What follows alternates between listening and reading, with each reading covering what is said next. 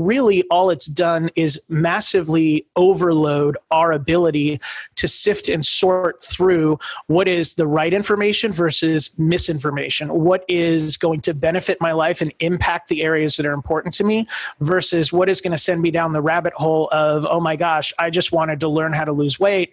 But now rather than just losing weight, I am now forced to figure out, should I be keto? Should I be vegan? Should I be paleo? Should I be vegan? Should I be insert any other name here? And before you know it, I'm one Google search in, and now I'm so frustrated and overwhelmed with the idea of losing weight, I'm going to eat a Twinkie to self-soothe, and I'm out.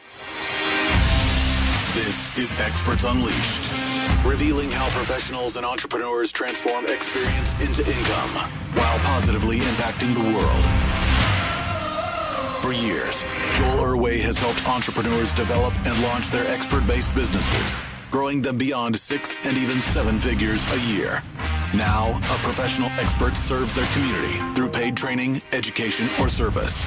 This podcast will help you design and execute your plan to become a 6 or 7 figure expert without a massive team. To get more information or apply now, visit theperfectexpert.com. Let's get started. Hey experts, what's going on? It's Joel Irway. Welcome to another very special episode of Experts Unleashed. Guys and gals, I am super excited about our episode today. I have a very, very special guest on the show today. We are going to be talking about all things course creation, software, entrepreneurship. I have a very special guest, Jay Cron from Kajabi. Jay Cron, welcome to the show, man. Joel, thank you so much. I am beyond excited, maybe even more excited than you are for this episode, to be on this episode. Awesome. I love it, dude. So, oh man, I cannot wait. So we were originally supposed to have our interview last week. I'm totally bummed it got rescheduled because I'm working. So for those of you who don't know, Kajabi is a course membership platform that allows people to host and sell their online courses and coaching programs digitally. And me personally, I have been diving deep into this platform for about the past 3 months. I've got a private client who is using it, and it was my first experience with it. I'm just so excited because I was blown away by how simple it was. And coming from the dark side of some other software platforms, it was just kind of a breath of fresh air. So Jay Cron, do me a favor real quick. I've got your bio here, but if you could give me a quick 2 to 3 sentence kind of intro of like what you really want people to know about you. And I've got all things about like a freezer full of fabulous vodka and a puppy named Stella. But how would you like to be introduced? The TLDR is just like all of you. I'm a reluctant entrepreneur. We'll certainly dive into more elements of my story, but the reality of it is incredibly passionate about empowering people to live life on their terms. And right now, the vehicle to do that is online marketing, digital education, whatever you want to call this really cool way of building the business of your dreams and living life on your terms. And proud president of Kajabi, and have a lovely wife named Nicole, a puppy named Stella, and the freezer full of fabulous vodka, of course. I saw when I was reading the bio, I saw that. I'm like, oh man, we definitely got to talk about the freezer full of fabulous vodka. Talk about alliteration there. Yeah, I'm a lover of libations, no doubt about that. Sweet dude. All right, man. So let's jump right into it. Like, let's talk about this world. So obviously, my audience is full of course creators and coaches and consultants. So we're going to have a lot of fun on this interview. What are you seeing on the side of software and platforms? Like, what are you seeing in the world of online education and digital marketing? What are you seeing happening, let's say, over the past 3 to 6 months? Because we all know how quickly everything freaking changes in this industry. So like, what are you seeing as the new trends?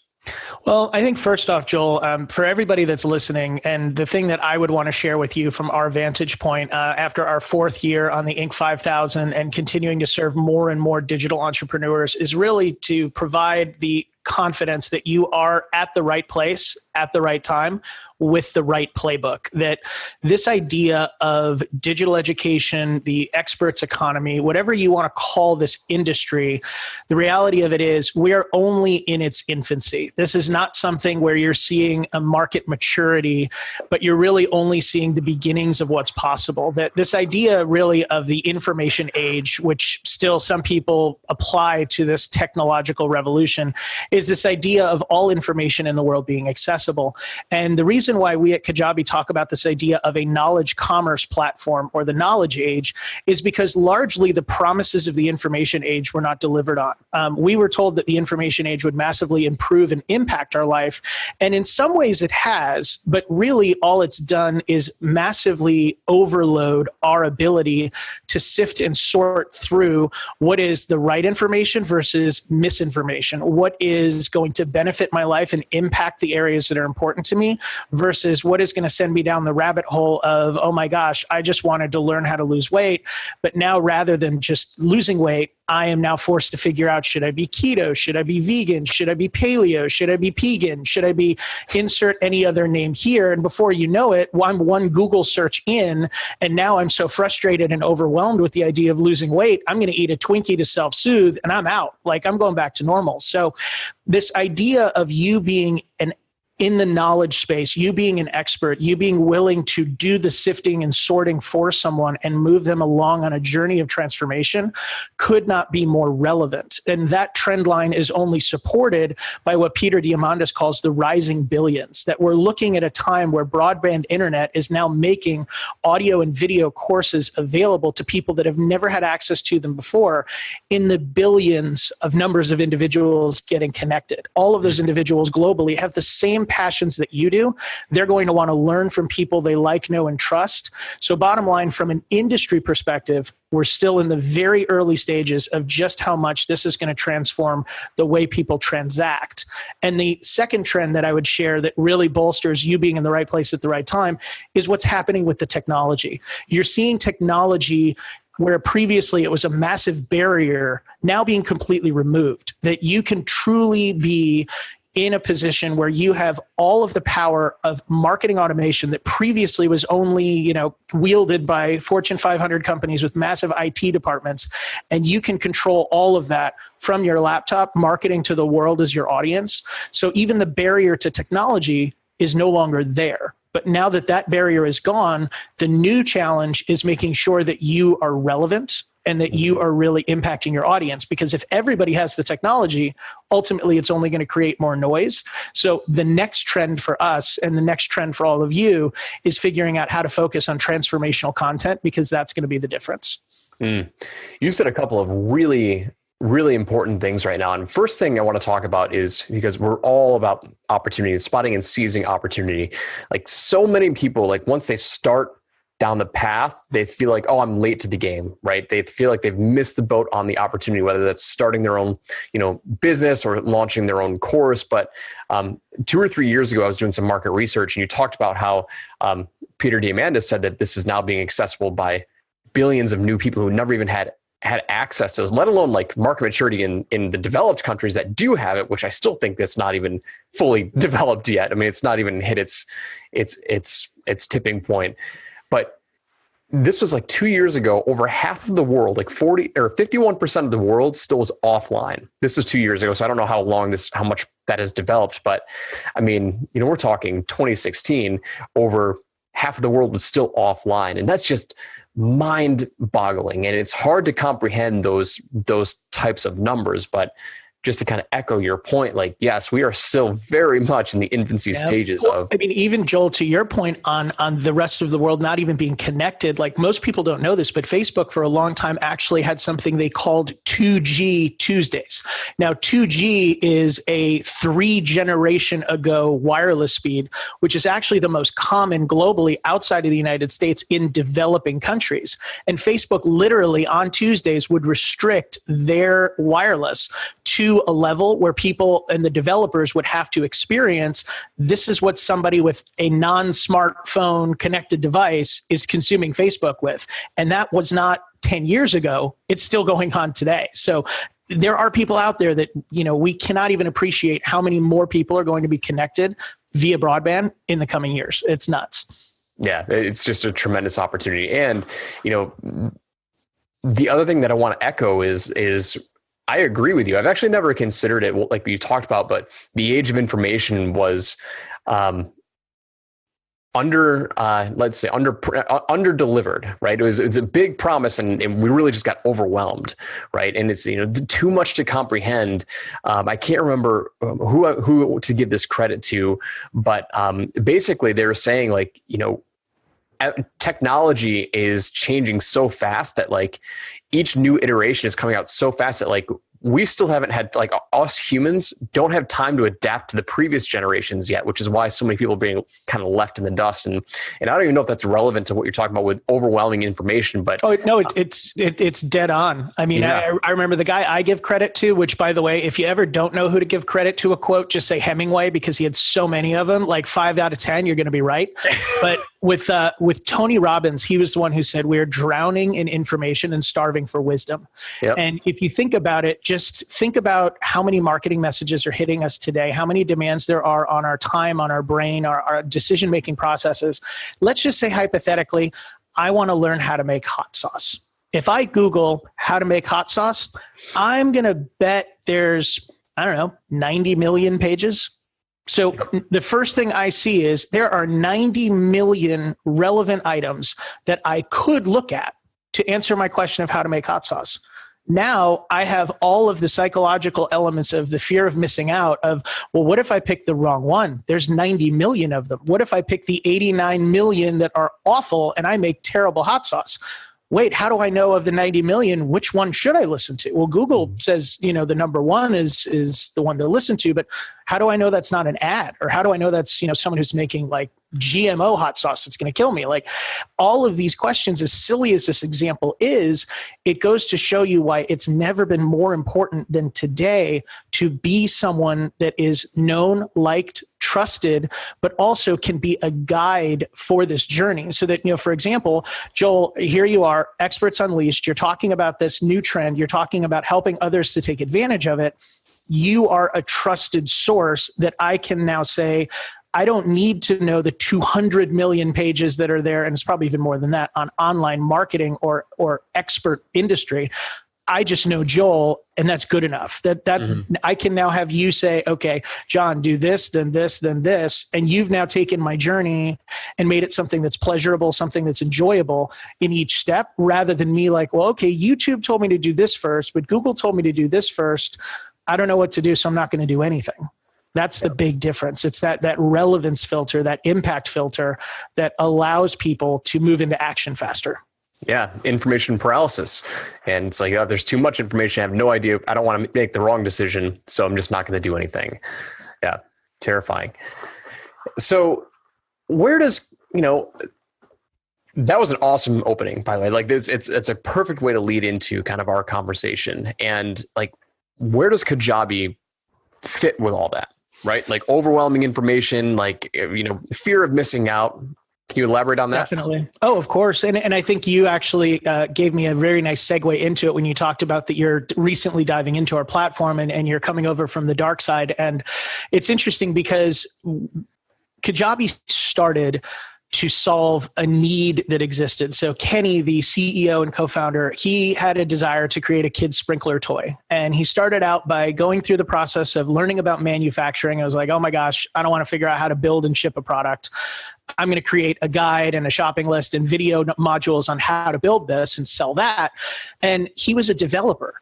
And so by the time he got connected, video hosting, payment processing, membership site, protecting the content, everything, he's like, there's got to be an easier way. And so that's how Kajabi started, was to actually make it possible. And since Kajabi started and made it possible, the journey since then has been, how do we make it simpler? How do we make it more accessible for anybody that wants to share their knowledge and profit mightily from it? So for us, Kajabi is really meant to provide superpowers to you. It's something where if I had a nickel for every time I meet someone, it's like, I have 13 platforms and I'm not really using any of them to their fullest impact. My answer is, well, you don't need 13. You only need the right one. And more importantly, all of those capabilities, all of the things that all of those platforms give you, they're only powerful if applied. Like I make the joke all the time, I bought P90X, but I haven't lost any weight. And it's like, well, it's because I didn't take the DVs out and do the exercises. Yeah. Software is no different. And so where Kajabi has really tried to hone in on is what are the true technology levers that move the needle in your business? And how do we take those and make them accessible for people to use them and use them well without needing to be technology experts? Mm-hmm. I don't want you to need to go to school for a week to figure out how to use marketing automation. I just want you to be able to point and click your way into setting up. How do you want your customers to experience their first week in your world and have it done without you ever feeling like you learned technology? Mm-hmm. So what is the difference that has we talk about the age of implementation, right? It was information. Now it's gone to information to implementation because nobody wants to, it's just too overwhelming. How does Kajabi help make that happen? And what have you found to be the most important things to get these consumers of the content to actually do inside of the platform? So for us, it's definitely an element of the experiential side. So Kajabi, unlike a lot of platforms, Kajabi was never designed to be where you just host free content for the sake of having it out there. There's plenty of places to do that, and there's plenty of people that do that well. For us, we've always tried to create almost a digital unboxing experience that when you buy a physical product, there is an experiential element to opening it, unpacking it, and getting excited about what's inside. We have tried to really move that physical satisfaction into the digital realm and make that membership experience something that is aspirational and exciting. That when you log into the portal for the first time, you're going to be engaged. You're going to be excited to move forward. We've built in a lot of elements of behavioral training to where you're going to be motivated to go from lesson to lesson to earn those completion marks and to complete those assignments. It's really meant to be something that is impactful for your journey as a consumer and motivating you to go step by step and implement the information that you're receiving. Unlike a YouTube element where it's like, okay, you're going to watch a video, then you're going to be confronted with what video do I watch next? Or what are all these other recommended cat videos that I could watch? Kajabi is meant to be a curated experience where an expert like Joel would walk you through exactly what to do in the order that you should do it to get the maximum impact in your business. Yeah, you said something that I want to highlight real quick because I actually just had Jay Bear from Convince and Convert on the podcast, and he has an awesome episode that we talked about called Talk Triggers. He just has he had a new book come out, and you'd said something about digital unboxing, like trying to get that experience of unboxing a brand new product or whatever and take that digitally. I think that's so important, and it's got to be extremely difficult because as a habitual course buyer myself, I mean, I spend so much money on courses, it's ridiculous. But join the club. Me too. Yeah, it's got to be so difficult because I'm just jumping from kind of course, I'm jumping in and just trying to get those nuggets and move on to the next one. Is that something that you guys have found to be difficult to kind of capture, that digital unboxing experience?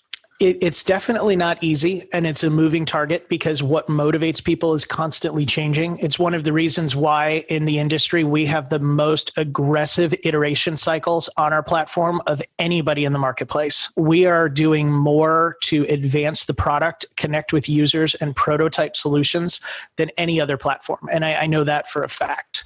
Mm-hmm. And for us, it's a combination of, I guess I would say, the statement of what is new isn't true and what is true probably isn't new. So there are elements of the human condition that we are all hardwired to want to complete things, to want to advance things. Those psychological motivators are built into our platform experience. The other elements of new technology, new engagement methodologies, and figuring out how to leverage those to continue to benefit from those core psychological motivators is something that we're constantly asking.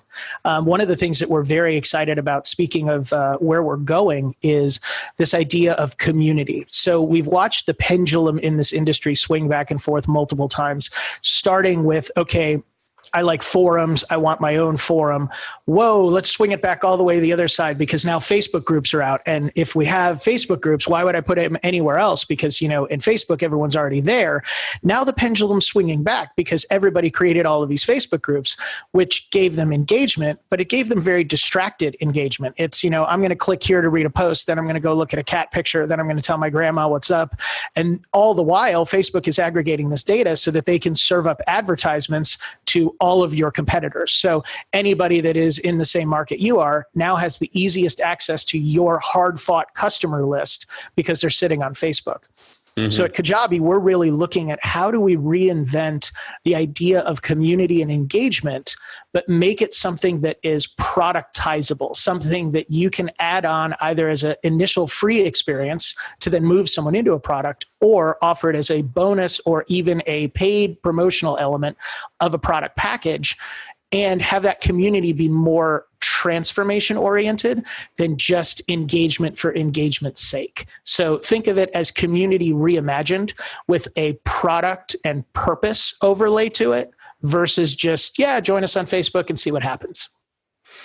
Community is so important. And as somebody who's probably a part of 150,000 Facebook groups, I can totally understand that. I own a couple of my own Facebook groups and they're really hard to manage because nothing is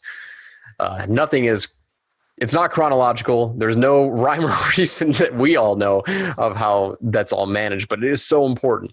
When we started implementing communities inside of our business, it's just like building a list. Everyone knows, you should know how important it is to build a list, just the same as, how important it is to build a community. But I can totally see why the pendulum is swinging back.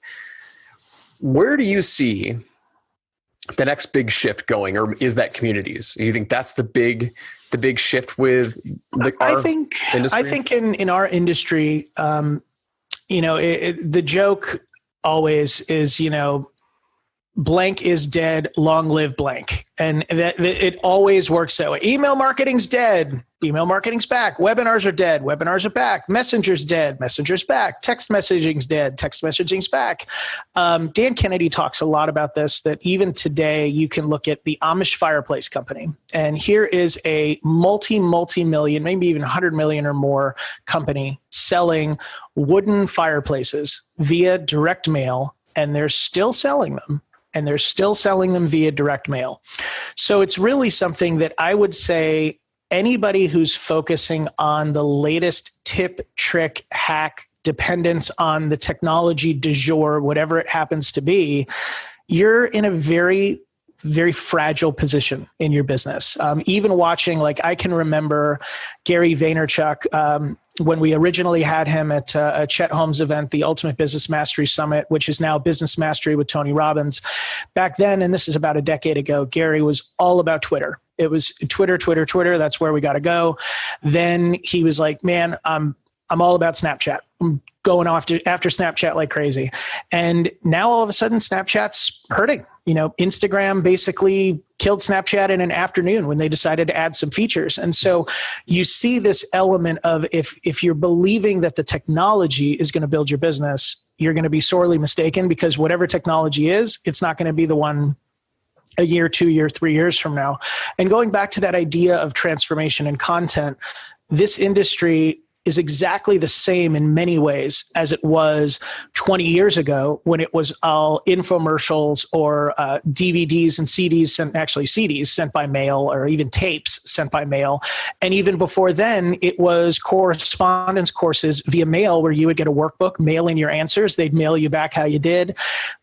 The technology will always change. The medium of how we experience it will always change. The one thing that will never change is what transformation can you create and how quickly can you get someone from their current state to their desired after state. Mm-hmm. And if you can really zero in on that, you're never going to be subject to, oh my gosh, I built my whole world on YouTube and they just took away my advertising revenue. Or, oh, I built it all on Facebook and Facebook just decided to stop allowing my type of content on Facebook, whatever it happens to be. Yep. Yeah, I agree. There's a lot of hubbub. I don't even know if that's the right way to say it, but there's a lot of chatter about the tech, and people get so overwhelmed with the tech. Like, what do I do about this? What feature do I need here? And it's like, you got to go with whatever is most comfortable for you. And the simplest solution is always the best. The efficacy is in simplicity, and simplicity is just so important. We used to build long form webinars for clients. And when we realized that, like, every time that we'd build these webinars, a lot of times it would take us weeks to kind of get them written and get them launched, and they pay us a lot of money. We would have a lot of clients not even launch the webinar because they're like, oh yeah, 4 weeks ago, I was all in on a webinar, then I got it paid, I paid these guys to go do it. And 4 weeks later, I'm sorry, my interest changed. It's just, you got to stay, it's hard to stay focused and just keep everything simple. Well, and going back to those foundational principles that drive how we do what we do at Kajabi, Joel, you could not be more right in the sense that I'll be talking to somebody at an event and they're like, well, I don't use Kajabi. Like, oh, why? It's like, well, because I wanted to be able to multivariate split test this page 37 ways using a Taguchi methodology. And I'm like, okay, I know all of those words too. How much have you sold online? Oh, well, I haven't sold anything online yet. Yeah. Well, why not? Probably because you're still trying to come up with all 37 variations that you need to test your landing page. Mm-hmm. So there is this element of, I think in a lot of ways, and by the way, if you're listening to this and this is resonating with you at all, it's not your fault. Mm-hmm. You're in an industry that is trying so hard to move so quickly that you're stuck feeling like you need to leverage all of these things all at the same time to build your business. Mm-hmm. And the reality of it is you don't. Bruce Lee's quote that I love is, I don't fear the man who knows 10,000 kicks. I fear the man who knows one kick that's been practiced 10,000 times. Yep. So if your medium is email, awesome. If your medium is social, great. If it's paid advertising, great. If it's webinars, great. Whatever it is, you implementing it will make it the right solution for your business. But knowing all of these things and not implementing them will get you nowhere very quickly. Yeah. And we're drowning in the marketing of, there's two ways to sell pretty much anything. Number one, you sell the complex and you build the value of the complex, saying you need this because of all the different features, like we call them spaghetti funnels, right? And everyone's been bought into this world of complex, Confusionsoft, spaghetti funnels. And then there's all these new things that are coming out, with the other marketers that promote, got to do a book funnel, got to do this, got to do that, got to do this, got to do that. And most people don't even have their offer created yet, dialed in. It's like, if you just create an offer and put it in an ad or on Facebook and just get people to say yes or no, like that's really all you need to get started. Yeah. And it's interesting. Anyway. If I could, I'll share a parable that a good friend of mine, majorly successful marketer in the space, his name's Carl White, and he drew this out. And if I was on a whiteboard, I would draw it for you because I think it's really impactful. But I want you, if you're listening, I want you to imagine yourself on an island. And on this island, you have a finite number of resources. That resources may be your time, your money, whatever it happens to be. But let's assume that these resources are what you're going to use to build a bridge off of the island. And around this island are countless areas that you could build a bridge to. And when you build the bridge there's all of these resources outside of, your island, but you can build a bridge and get access to these resources. And what happens to most people in this industry is they'll start building a bridge. And let's say that bridge is learning email marketing. And they're going to get halfway to the place to connect the bridge, and then they're going to stop and they're going to start building a second bridge. And let's say that bridge is webinar marketing, and then they're going to get halfway and then they're going to start building a bridge on messenger marketing. And so before you know it, you're now on an island. You have 3 half bridges that don't connect anywhere, and now you're all out of resources and you can't build any bridges anymore because you spent all of it on the 3 or 4 or 5 half bridges that you have, and you're on the island. And what normally ends up happening is then you just say, well, you know what? Bridge building doesn't work. The industry doesn't work. Everything's broken. I tried it. I did that. It doesn't work. But the reality of it is you didn't. You've got a bunch of half-built bridges. But the cool part is if you just say, I'm going to build this bridge, and it might not even be the best bridge. It might be the worst bridge that you could build. But the reality of it is, if you build that bridge and connect it somewhere, now all of a sudden you have access to all of those resources to bring to the island to build the next bridge that you want to build. And then when you connect that, you get even more resources, and then you can build the next bridge. But if you only build half-built bridges, you're never going to get off the island. And it was really one of those things. I was like, Carl, I was like, dude, you just literally summed up the vast majority of people that never experience success in this industry because they never finish the first bridge. Mm-hmm. Yep. Yeah. That's an excellent story. Excellent parable. And it makes total sense. You know, it's see things through, right? Shiny objects galore. Facebook is awful for that because it's so easy to get messages out there, and there's tons of people bot messenger marketing. I mean, that's been the hottest thing since, the past 2 years. And there's going to be another hot thing, text message marketing, but you got to see one thing through, because marketing is just marketing. It's just it's a method to get your message out there. And that's all you need to do is get your message out there. Let me even, Joel, if I could, I'm going to share something that I don't know if it'll resonate with your audience, but I know when I heard it, as much as it frustrated me, I knew that it was correct. If you right now are holding off on your business or stalling out in your business because you're focusing on technology, I would actually explore it, because it might mean that you're purposefully using technology as a barrier because you're just afraid to get your message out there. Yep. That there's this idea, and we've all experienced this, of like, your friends that are entrepreneurs because their desk is messy. They have the oldest Apple equipment, not the newest, and they're just busy as hell building businesses. And then there's the people that are playing business. And the people that are playing business are always organizing their desk. They have the newest technology available. They're doing all of the things that feel kind of businessy, but they're not driving results. But yet every day they're like, what are you doing? Well, I'm in business. I'm doing business. And it's like, but you're not actually doing the things that move the business forward. Now, granted, you feel like you're doing business, but unless you have an unlimited amount of time and an unlimited bank account, all that's going to result in is you, again, having a lot of half-built bridges and telling everybody that the industry doesn't work. And we find that all the time, where it's like, well, I need to have my email connect to my messenger, connect to my webinar, connect to my other thing, and it's like, no, you just need to start interacting with your people, telling them what you do, telling them the transformation you offer, and asking them to buy it. Mm-hmm. And so I would encourage you, if right now you're thinking, well, if I just get all of this amazing technology set up, don't play business. Don't let that stop you from getting your message out there and starting the career that you want to have, because right now you're just using technology as a way to hide from doing the important things. Oh man, that is so true. That is so true. And that's, I couldn't echo that anymore, because so many people just want to hide behind their funnel. They want to do, and especially in the world of digital marketing, like the last thing that they want to do is talk to somebody. The last thing that they not everybody, but the last thing people want to do is actually talk and have a conversation, because most people are afraid of hearing no, right? So they want to have this complex email marketing system go out and make sales on autopilot before they've ever talked to somebody about whether or not they actually want it, yes or no. And, there's a lot of ways to hide in this world of the digital economy, hiding behind your keyboard and hiding behind your monitor. But the fact of the matter is, you can look the part, but to play the part, you have to get your message out there, and you have to get that yes or no, and iterate. I love it. Love it, dude. All right. So let's kick it back into the rewind section. That was awesome. That was a great way to kick off the interview, and actually went a lot longer than I had anticipated. What I want to do is talk about like the evolution of where either you as the entrepreneur have gotten from where you were to where you are today, or we could even stick to just Kajabi and the different types of shifts that have transformed it into what it is today.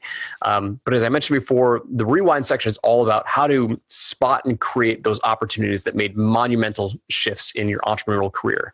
Definitely. what path do you want to go? You want to go as you? I'll go personal, because the Kajabi story, we've got that out a lot of places that you can check out. This will be something that's just very special for your listeners. But if you go all the way back to the beginning, I said I was a reluctant entrepreneur. And the way that it happened was I came out of college living in Southern California and ended up in the mortgage business, and ended up in the mortgage business in 2004, where literally if you just showed up, you were going to make good money. And if you really applied yourself, you could make obscene money. And so I made obscene money and didn't really know what I was doing, didn't really have a lot of great mentors around me at the time. And so when 2008 hit, the mortgage business was gone. All of the real estate I invested in was upside down. And I found myself going from making obscene money to making no money to owing a whole lot more than I was ever going to be able to pay back. And essentially the wheels came off my wagon completely. And it was at that moment where it was like, at first, my reaction was, it's everybody else's fault. It's the economy's fault. It's Alan Greenspan's fault. It's, those evil bankers and whatever else. They killed my golden goose, and, it was everybody else's fault. And after I got over that initial reaction of it's everybody else's fault, I was ultimately confronted with, well, right now it really doesn't matter whose fault it is, because I got to do something about it. So what should I do? And I had a direct mail piece from a marketer at the time named Scott Tucker, who was selling tools to the mortgage industry. And I was like, I'm going to check out this whole like digital marketing, online information thing. It sounded pretty exciting at the time.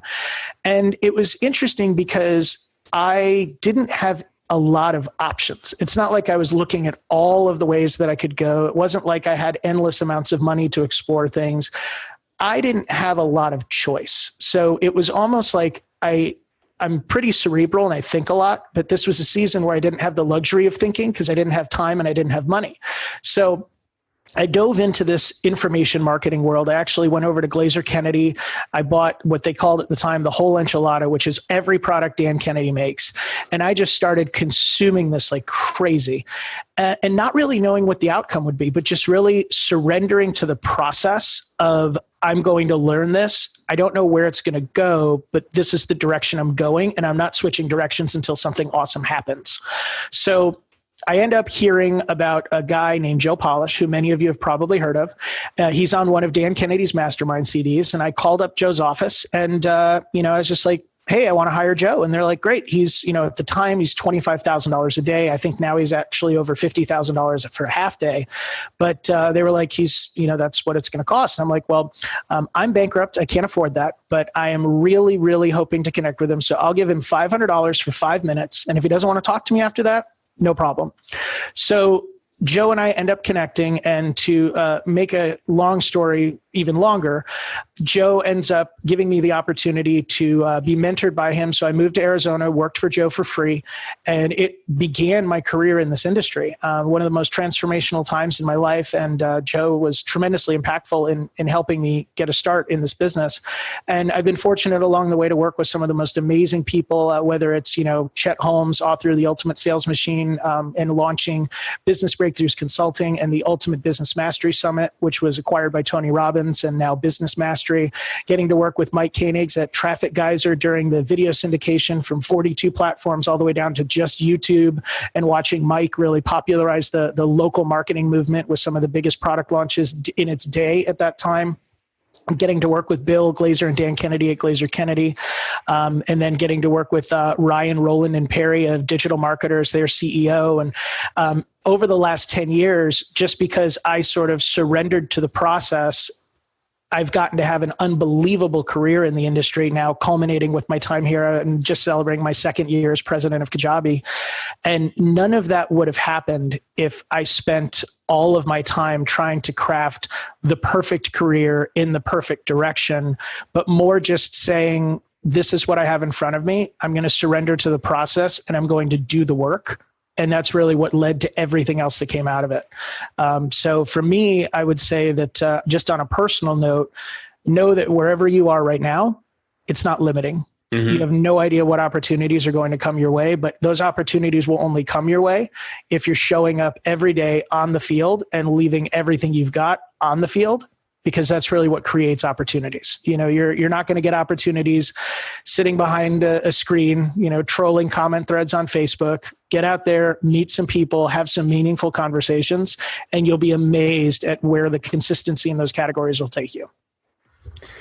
Where do you think, that was the wrong way to start this question. When you, I want to go back to when you called up Joe Polish's office, right? Why do you think Joe, at the end of that 5 minutes or however long it ended up being, I have no idea how long it ended up being, but why do you think he asked you to come down and work for him for free? Like, how did that come about? Was it just because you had the balls to be like, okay, cool, I'll pay you for 5 minutes of your time? Or like, did he see something? Do you think he saw something in you? Well, I think there's two elements here that if Joe were on here, and Joe, if you're listening, hopefully I share this accurately, but I think there's two elements that anybody on there who might be thinking, gosh, I really would like a mentor and I would like the right mentor. Number one, the reason that I said I'll pay $500 for 5 minutes, even though I was literally broke, like I actually had to borrow the money to pay the $500, because you have to recognize that nobody owes you anything. I'm not entitled to Joe's time simply because he's a nice guy. And I'm not entitled to Joe's time because I decided that I wanted to connect with Joe. Joe has a million other things he could be and should be doing than getting on the phone with some stranger who it comes at him with the entitled, hey, can we get on a 15-minute phone call so I can pick your brain? Which, by the way, if you're emailing that to anybody, just stop. Nobody wants to get on a 15-minute call. Nobody wants to just chat.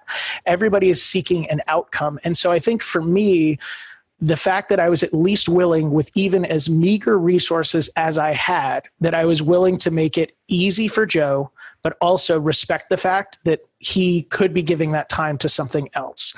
It wasn't the expectation of just because I asked for it, I should get it. So I think that was an important foundation of recognizing I was asking for something and I need to be offering something in return.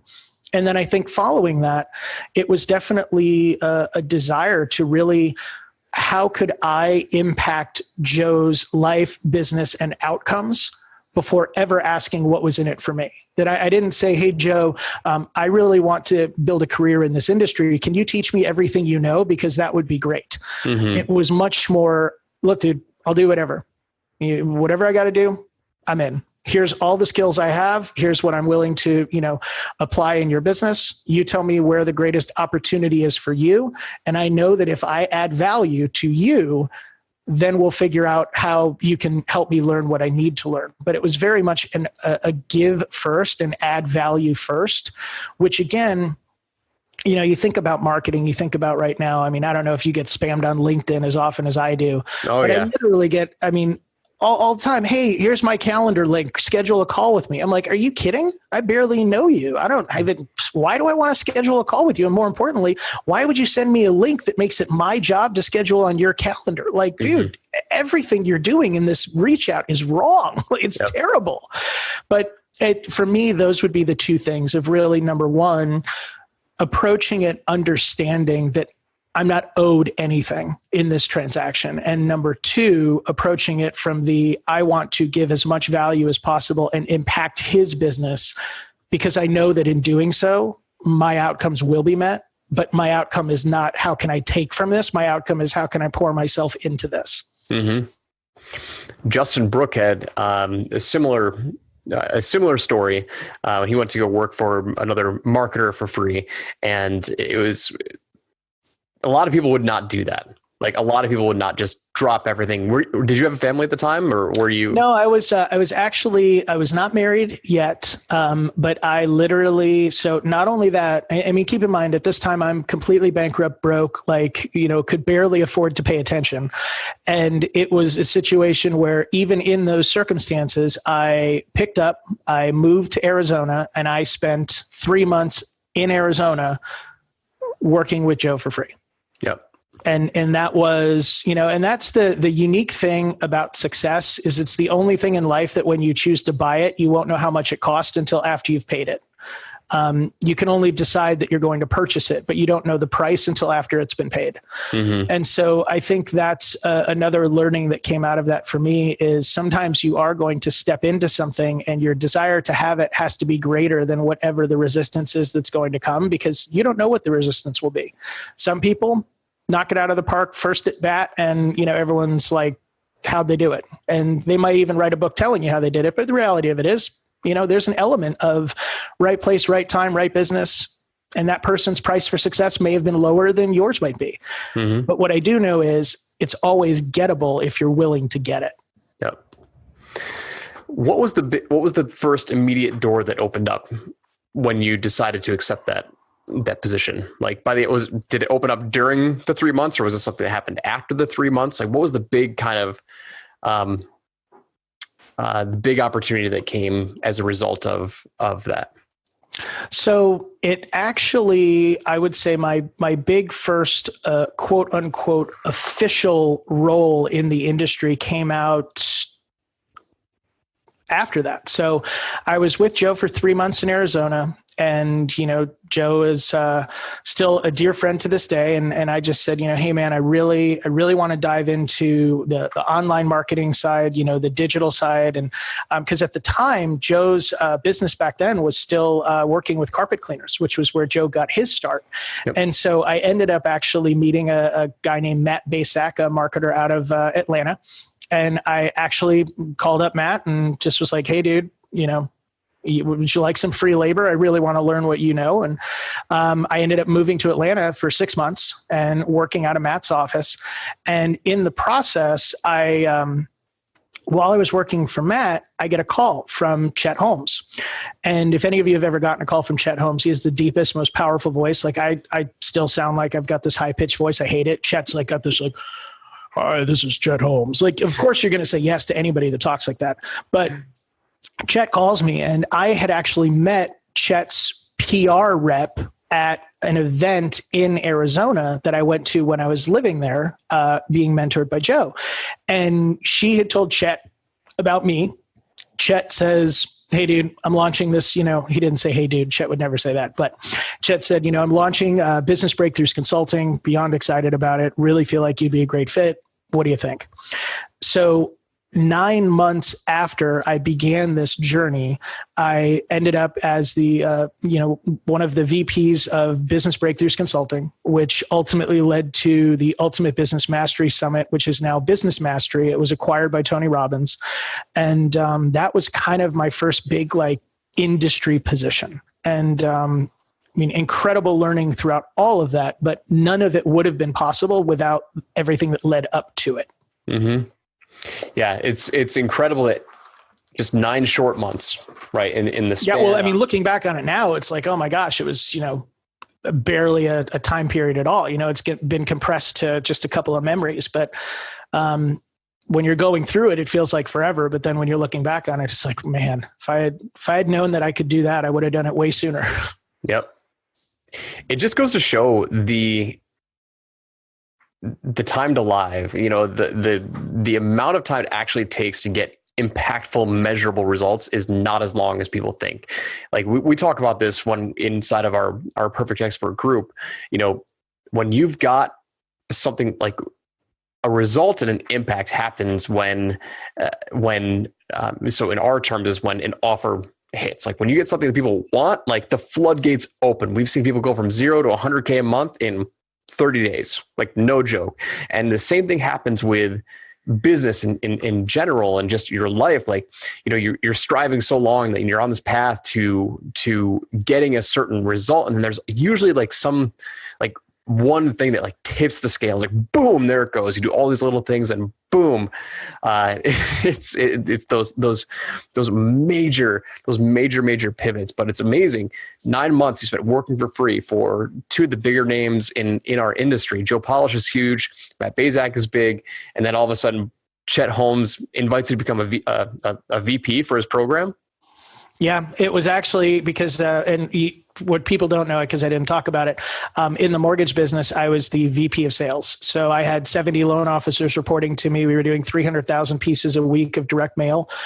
So I guess I would say my career prior to this industry was executive sales leadership, on the mortgage side of things. So that's how that's an important piece, because it's not like I just randomly went from no one knows who I am to I'm now a VP for Chet Holmes. Sure. Right. That's probably important. I'm going to add that next time I tell this story.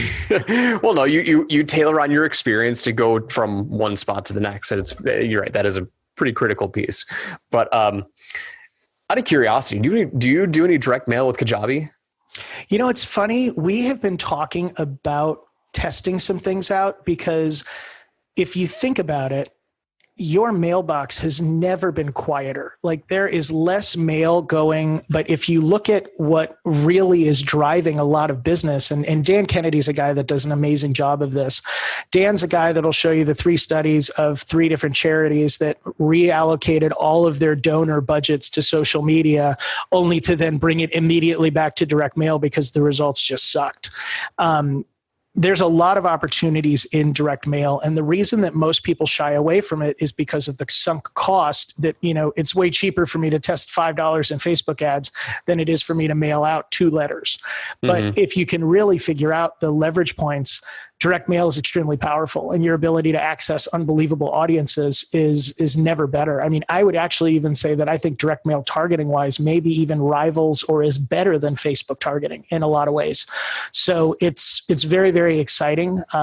It's something that we're still talking about. We actually were just fortunate enough. We got to sponsor an exhibit at LaunchCon, Jeff Walker's product launch event, which was awesome. And we actually did a very cool handwritten card from Kenny to the audience. And so it was funny because when we saw it, it was like, dude, this is really cool. We should do some direct mail. So it's certainly something I think in the future you can see some cool stuff coming from us in that category. As for what, I'm not sure yet. But yeah, we definitely want to look at mail. We're looking at it too. I've got a media buyer who's very, very experienced in both digital and direct mail. He is incredible.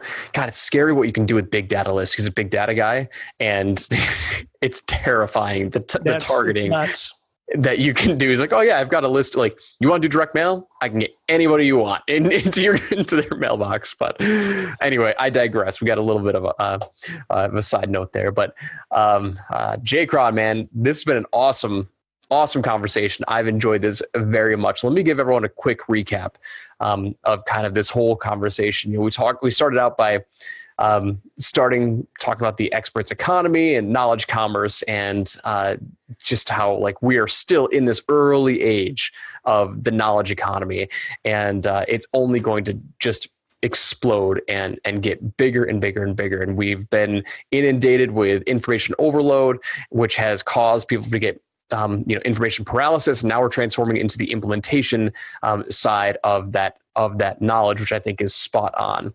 And then we talked about kind of your history and your path to becoming, what you are today, and your journey of entrepreneurship, which was really, really humbling and very, very powerful, and just letting people know that, you had your highs in the mortgage business, then you hit rock bottom, and how you pulled yourself out of there is you took all the experience and you leveraged everything that you could from your background, and you literally volunteered the most important asset that you have, which is time. You volunteered your time for 9 months, and then it finally hit.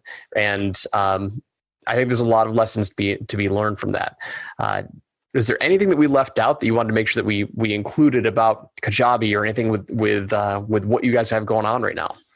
Well, I would just say for everybody listening, Joel has an amazing gift to really make this industry and how to succeed in it accessible. So for those of you that are plugged into what he's doing, I would highly recommend that you take as much of it as you can, implement it as fast as possible. Don't think, don't reevaluate, don't plug into 100 different sources, just plug into the right one and start driving it forward as quickly as you can.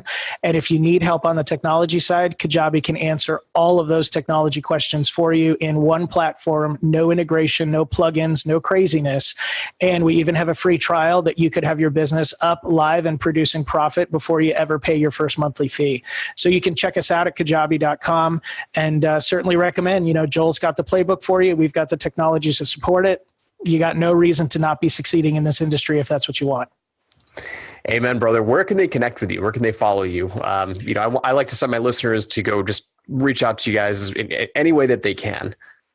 Oh yeah, just check us out at kajabi.com is the best way to go. I'm the J-Cron at Twitter and Instagram, although on Instagram I don't have a profile yet. Don't tell anybody. Yeah, I'm too busy working to play on these social channels apparently. We're the same. We don't have anything on Instagram yet. Dude, there's too many channels. I'm just like, no, I'm working. I don't have time to, take a photo of my lunch and tell you how amazing it is. So bottom line, anywhere you find me, Facebook, Twitter, Instagram, we're all very, very accessible. But yeah, J-Cron on all those channels, Jonathan Cronstedt on Facebook, LinkedIn, wherever you find me, very responsive. But anything that we can do to help empower your journey through this knowledge commerce world, we're here to do. J-Cron, I had a blast, man. And if you're listening right now, go check out Kajabi. Go connect with J-Cron. Let him know that you heard him on Experts Unleashed, the podcast, and just give him some love. Follow him. Our conversation today was so enlightening. There was so much to be taken away from this that I hope that reflects positively. There's no way it could have reflected negatively, but I hope it reflects positively on the brand of what Kajabi stands for, because there's a big mission behind what they're doing. They're not just a tech platform. And I'm glad that we were able to get that message out on the podcast today and share it with our audience. So thank you for tuning in today. J-Cron, thank you again. And for everyone else, we'll see you on the next episode. Take care. Thanks for listening to this episode of Experts Unleashed. If you're looking for new and innovative ways to design and execute your plan to become a 6 or 7 figure expert without the massive team, apply now at theperfectexpert.com.